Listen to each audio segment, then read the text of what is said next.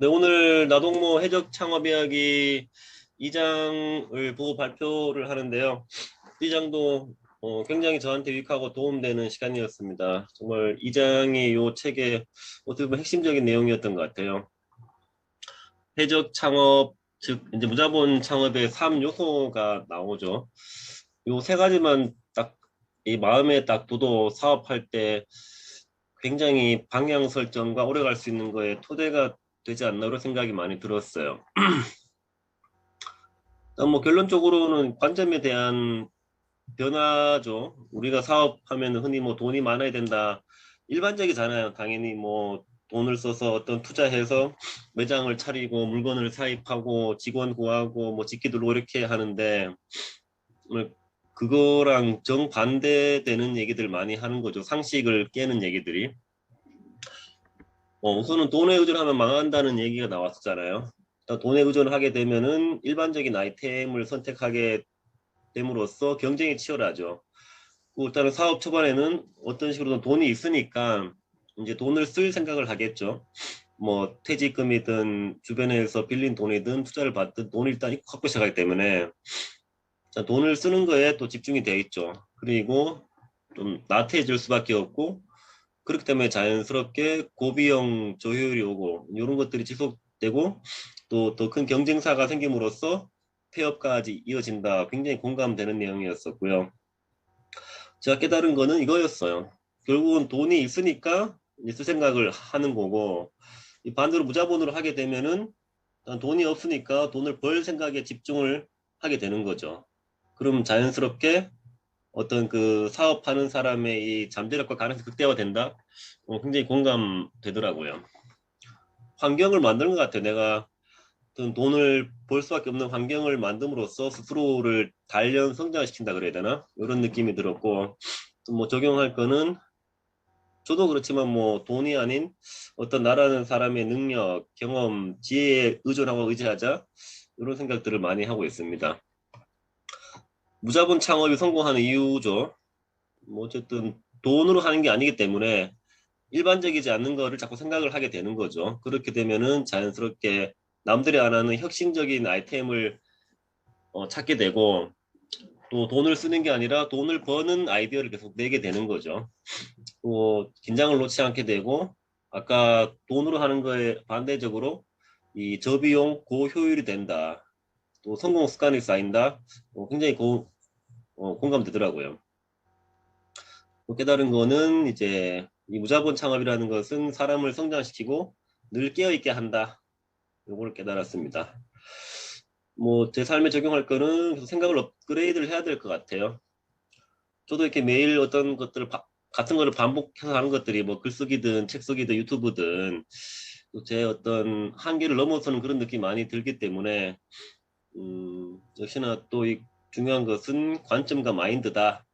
이런 생각들이 많이 들었습니다. 창업 이론이죠. 음, 우리가 핑크pen긴에서도 배웠듯이 남들과 같은 방식은 안 된다는 걸 많이 느꼈어요. 너무 흔해버리면은 그죠 가치가 떨어지는 거잖아요. 그러니까 신대승 대표 늘 이렇게 책에 흐르는 기저는 보면은 이렇게 저변에 깔린 핵심은 이 성공보다는 행복에 많이 맞춰 있는 것 같아요. 너무 성공을 쫓지 말고 본인의 행복을 쫓자. 저도 항상 성공한 사업가보다는 이전에 행복한 먼저 사람이 되자 이런 거에 계속 마음이 가더라고요. 성공이나 돈보다는 행복. 그리고 다 열심히 하고 성공하려고 하는 게 결국 행복하기 위해서 하는 건데 이 순서가 바뀌면은 좀 뭐 돈은 잘 벌어도 행복하지 않는 경우는 우리가 원하는 게 아니지 않나 이런 생각들이 많이 들어서 저도 어떤 일을 하거나 뭐 프로그램 만들거나 무엇 할 때 항상 성공보다 행복에 먼저 두자 이런 생각들을 많이 했던 것 같아요. 이제 요소가 세 개 나오죠. 무자본 큰 목표로 나오는데 저는 본 것은 우리가 무자본으로 시작해야 정말 돈의 가치를 알게 되는 것 같아요. 또 신중해지고 돈을 벌 욕구가 생기고 쉽게 무자본이라면은 내 돈을 안 쓰고 투자 안 받고 대출 안 받는 거죠. 그리고 음 무자본이기 때문에 흔하지 않는 남들이 안 하는 거를 또 그런 큰 사업을 또 그릴 수 있을 것 같아요. 그럼으로써 이 경영 기반이 확고해지는 것들, 성취감이 커지고 또 무자본 창업은 실패도 리스크가 없기 때문에 또 재기가 가능하죠. 저도 이게 처음에는 이게 좀 어려웠어요. 왜 무자본은 좋은데 왜 이게 거대한 사업 모델이라는 게 이해가 안 됐었는데 이게 뒤에도 나오겠지만은 이 거대한 사업이 된다는 게 이 사업의 초점을 문제 해결에 맞추는 거고 문제 해결하는 거는 조금 작은 게 아니라 이제 크게 보는 거죠. 예를 들어 내가 겪고 있는 문제를 우리 사회적인 문제를 해결한다 이런 느낌으로 뭐 저 같은 경우는 이제 그거였죠. 뭐 나를 몰라 인생이 힘든 것들이나 이 직장인들의 되게 미래가 불안하잖아요. 이런 것들 뭐 사람에 대한 스트레스 많은 사람이 받는 이런 모두의 문제들을 해결해 보겠다 이런 걸 생각하게 되더라고요. 그래서 깨달은 거는 무자본이 가장 거대한 자본이랑 깨달았었고 이건 이제 적어봤었고 이제 큰 목표죠. 이게 공감 되게 되더라고요. 우리 사업을 할 때도 이제 오래 가는 게 중요하잖아요. 바짝 하고 말 게 아니기 때문에 이 누구나 오래 가기를 원하는데 이 오래 가기를 위해서도 큰 목표가 필요하다. 어떻게 보면 큰 목표라는 거는 철학 같은 생각이 들더라고요. 사업의 철학, 뼈대 우리 뿌리 같은 거, 나무 뿌리 같은 거. 그러니까 포트플레이 같은 경우는 이렇게 돈사가 사업하다가 실패했을 때 따르는 비극들이 많죠. 뭐 빚도 지고 또 잘못되면 뭐 채권자에 쫓기고 이런 것들 이런 비극을 해결한다는 그런 목표가 있었죠. 그리고 이제 큰 목표 같은 경우에는 일단 많은 사람들이 응원과 지지와 격려를 해주죠.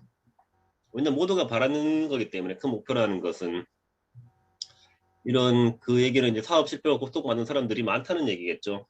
그걸 해결해 한다고 하니까는 당연히 응원할 수밖에 없는 거죠. 그리고 비용이 주로 들죠. 이거는 쓴다는 것보다는 내가 주변에 가진 것들을 활용한다는 관점을 가지기 때문에 조금 시야가 넓어지는 느낌이 들고 열정이 상승하고 사람이 모인다. 이런 것들 매우 공감되더라고요. 큰 목표를 설정하는 거. 깨달은 것은 정말 이 큰 목표라는 것은 구체적으로 풀이하면은 내가 겪고 있는 사회적인 모순을 해결하는 거죠. 고통을 해결하고 거기에 의미와 동기를 부여하고 그러니까 모든 목표는 자기 안에 있잖아요. 이게 중요한 게 내가 겪고 있는 게 문제가 중요한 것 같아요. 이게 내 문제를 어쨌든 해결해야 될 것은 열정이 생기잖아요. 너 나랑 관계 없는 거면은 그 열정이 안 생기는데 내 문제를 해결하는 것이 또 내 문제로 고통받는 사람들의 문제를 해결하는 거기 때문에 또 발벗고 열심히 할 수밖에 없는 거죠. 그래서 적용할 거는 저도 이 사업의 모든 초점을 어떤 사람들의 문제 해결에 집중을 하자. 해결사가 되자. 이런 거를 많이 조금 적용을 해보려고 해요. 다음에 이제 해적 마인드죠. 이 해적 마인드라는 것은 뭐 흔히 사람들이 아우 저게 되겠어? 이렇게 생각하는 불가능에 도전한다. 그죠? 그리고 이제 안 되는 게 아니고 되는 방법을 찾는 것. 그리고 부족하다고 생각하는 것들을 결핍을 또 장점으로 바꾸는 것들. 이런 거라는 얘기가 있었는데 또 굉장히 공감되었었죠.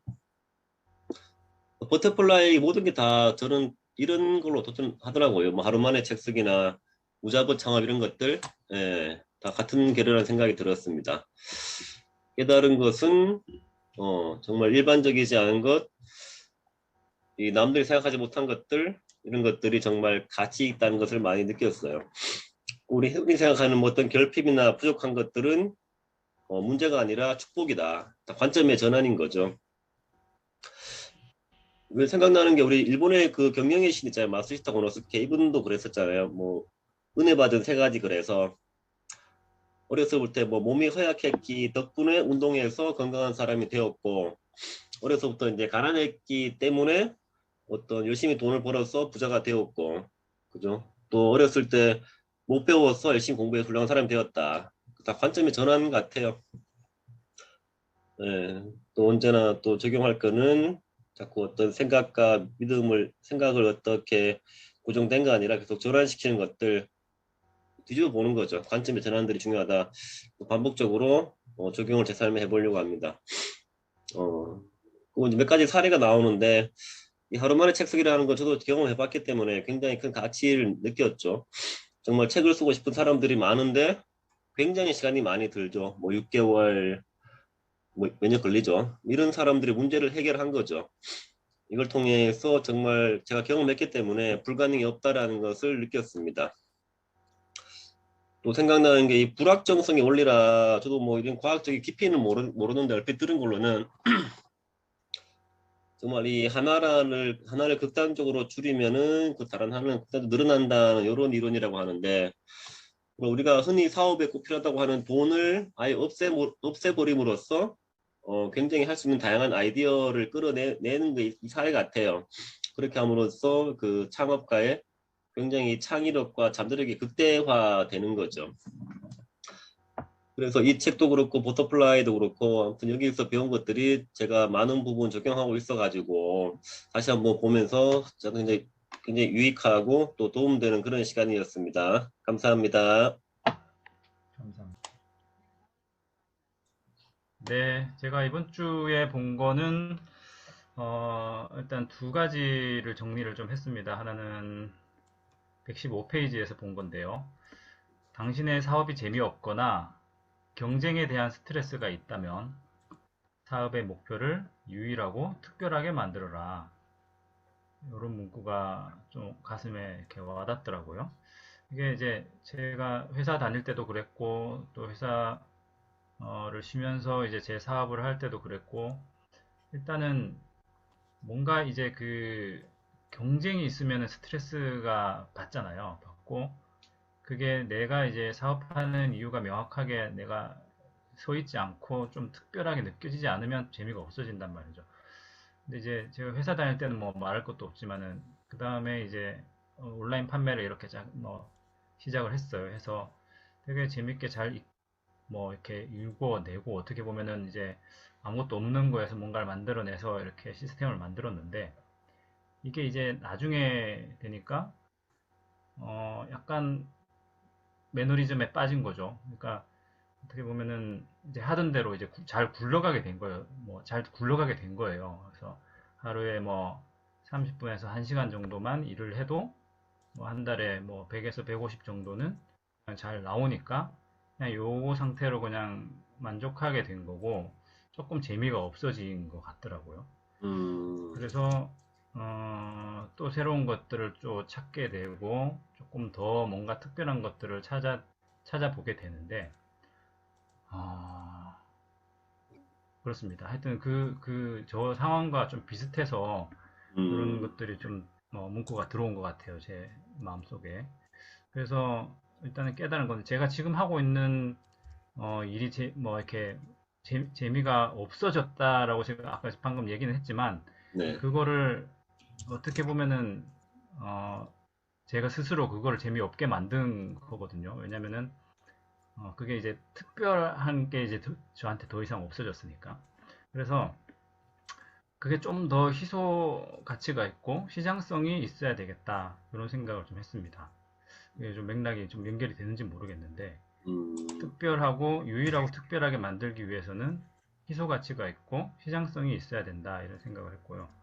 그래서 적용할 거에 대해서 일단 고객 입장에서 좀 이렇게 생각을 해봤어요. 고객이 진짜 원하는 게 뭘까? 진짜 원하는 게 뭘까? 이런 생각을 계속 하게 되는데 이번에도 다시 좀 해본 것 같아요. 그리고 그거를 이제 해결해 주는 곳이 있나? 없으면은 그걸 해결해 줄 수 있는 방법이 나한테 있나? 요거를 좀 계속 생각을 해봐야 되겠다. 이런 생각. 좀 약간 이번 주에는 좀 네. 약간 뜬구름 잡는 식으로 그렇게 넘어갔던 것 같아요. 일단은 뭐 그렇습니다. 그리고 134페이지에 본 거. 해적 마인드란 이미 갖고 있는 당신의 단점을 오히려 장점이라고 인식하는 것이다. 이미 갖고 있는 불리한 상황이 오히려 유리한 상황이라고 믿는 것이다. 이런 말이 있더라고요. 사실은 처음에는 제가 그 여기 앞에 있는 한 장만 작성을 했다가 음, 너무 이번 장에서 뭔가 제가 좀 너무 얻은 게 없는 것 같은데 이런 생각이 들면서 한번 다시 더 봤어요. 사실은 재독을 했습니다. 재독을 해가지고 또 이런 부분들이 또 하나 다시 보니까 또 들어와서 그래서 좀 느낀 걸 다시 또 적어봤어요. 깨달은 거는 인식의 전환이 필요하다. 나의 단점이 장점이라고 인식을 해야 한다는데 그럼 나의 단점이 뭘까? 이런 생각을 좀 해봤어요. 그러면서 근데 저는 뭐 모르겠어요. 그렇게 단점이 딱 이렇게 뭐 이게 나의 단점이다 이렇게 떠오르지가 않더라고요. 또 희한하게 단점이 뭐 음, 무수히 많음에도 불구하고 이게 나의 단점이야라고 말하기에는 좀 뭔가 예 그랬어요. 그래서 적용할 거는 이대로 괜찮다라는 생각이 들었고요. 그리고 지금 제가 뭐 하고 있는 것들이 거의 대부분 하루 일과가 거의 다 배움이거든요. 책 읽고 배우고 또 내 나름대로 적용을 한번 해보고 뭐 이런 것들이라서 사실은 수익하고 연결이 거의 잘 안 되는 부분들이 많아요. 그래서 거의 다 실험적인 것들이고 또 배워서 익히는 것들이고 뭐 곰곰이 생각해 봤을 때 뭐 한 6, 7가지를 이렇게 쭉 나열을 해 봤을 때 이제 우선순위를 이렇게 제가 체크를 해보고 당장 돈이 되는 뭐 이런 것들보다는 이걸 내가 배웠을 때 나중에 나에게 큰 뭐 자산이 되겠다 싶은 것들 위주로만 제가 이제 선별을 해가지고 그거를 이제 하고 있다 보니까 사실은 뭐 수익하고 뭐 이런 것들하고 연결은 안 되더라고요. 하지만 음, 그래도 괜찮다. 지금 원인을 다 만드는 과정이니까 계속 그대로 만들어 가자 이런 생각이 들면서 어, 마무리를 지었습니다. 네, 저 지원입니다. 네, 저는 그 이 책을 네, 뭐 한 페이지 예, 116페이지에 목표가 크면 사람이 모인다라는 얘기가 있는데요. 그게 꼭 저 그거 얘기하니까 꼭 나연구소 우리 얘기했던 게 생각나더라고요. 나연구소는 언제 빌딩을 언제 짓는다고요? 사옥을? 2025년 10월 달이요. 네, 2025년 10월 달. 예, 거기에 한 자리 들어가려고 저도 이렇게 같이 하는 것 같아요. 네, 그게 생각나더라고요. 나연구소가 이렇게 어떤 게 뭐 2025년 이렇게 구체적으로 목표를 아무튼 이렇게 생각해서 그거를 자꾸 얘기하시고 그런 비전을 보여주니까 나도 그냥 뭐 그렇게 함께 가는 것도 괜찮겠다 이런 생각도 들고 나도 어떤 비전을 생각해봐야 되겠다 하는 생각도 많이 들었습니다. 그래서 제가 요즘에 웃음 콘서트를 생각을 한 게 어저께 웃음 콘서트를 하고 싶다라고 얘기를 이렇게 독서 모임에서 했는데 거기 분이 메타버스에서 1,000만 명 모아서 해라 이렇게 얘기하시더라고요. 그래서 너무 좋은 의견을 주셔서 그래 내가 이렇게 메타버스 공간에서 1,000만 명 하는 거 그런 거 목표로 삼는 것도 괜찮지 너무 뭐 매력적인 일이겠다 생각이 들어서 이렇게 목표가 크면 사람이 모인다라는 거 자꾸 내 목표를 얘기하고 그다음에 이제 뭐 그다음에 사람이 같이 가는 게 좋은 것 같아요. 그리고 제가 이제 엊그저께는 이제 다른 분을 저희 협회 제가 협회에 다른 분이 와갖고 만나게 됐는데 그분이 저를 아시는 거예요. 그래갖고 저는 깜짝 놀랐어요. 나연구소에도 들어와 계시는 대표님이고, 다른 데 활동하시는 대표님인데, 저를 알고, 그래서 깜짝 놀라서, 내가 여태까지 해왔던 게, 그래도, 많이 이제 뭐, 알아주시니까, 굉장히 좀 놀랐습니다. 그래서 앞으로 더 그냥 제 소신을 갖고, 그냥 제가 하는 게, 뭐, 옳다, 안 옳다, 이런 거보다, 나는 요거를 위해 좀 가야겠다, 이렇게 좀 중심을 많이 잡는 그런 계기가 됐어요. 그래서 우리 손 대표님도 화이팅입니다. 갑자기 제 얘기로 네, 화이팅이요. 네, 네, 뭐 고민 있으시면 전화 주세요. 네, 전화 주시고 함께 나누면 또 답이 생길 것 같아요.